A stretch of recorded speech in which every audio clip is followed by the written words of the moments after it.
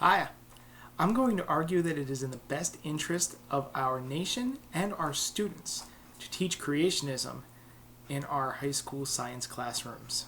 I kind of borrowed the title from Morse code. I hope he doesn't mind.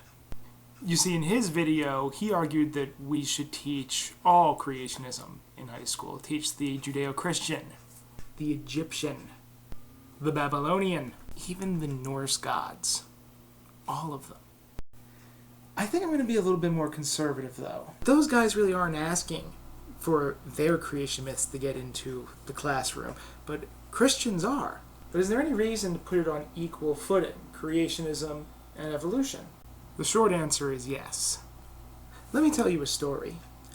When I was in sophomore year of high school, we were actually taught a theory called spontaneous generation.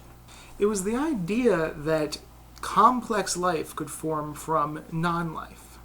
The modern equivalent of this was Jean-Baptiste van Helmont, who thought that you could take a soiled cloth or a sweaty shirt, roll it up with hay, wait about 3 weeks, and mice would pop up out of nowhere. Now, why did we learn this? Was it because it was an important theory that really helped us understand biology today? The short answer is no.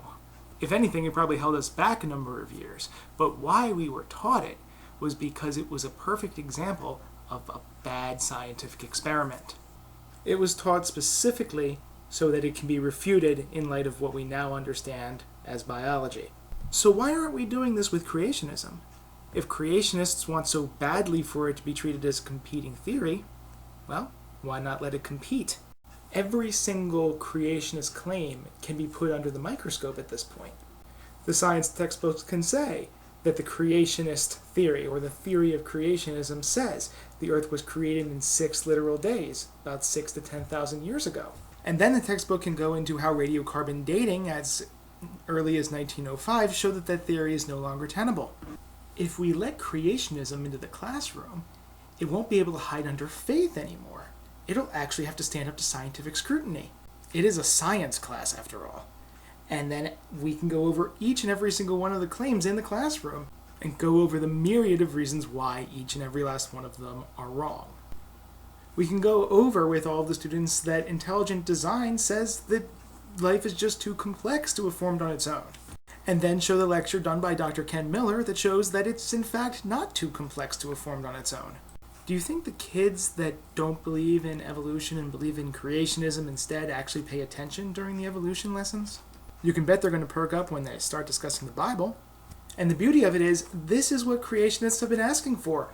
Put creationism in the classroom. Let it compete with evolution, because seriously, is that really a competition? But am I really saying that science should make it a public policy to refute scripture in the classroom? Of course not. But how long are Christian parents going to tolerate having their children come home and explain all of the scientific reasons why creationism doesn't make any sense?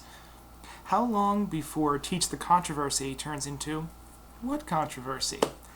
How long before We Must Teach Creationism turns into faith and science do not mix? Not too long, I imagine.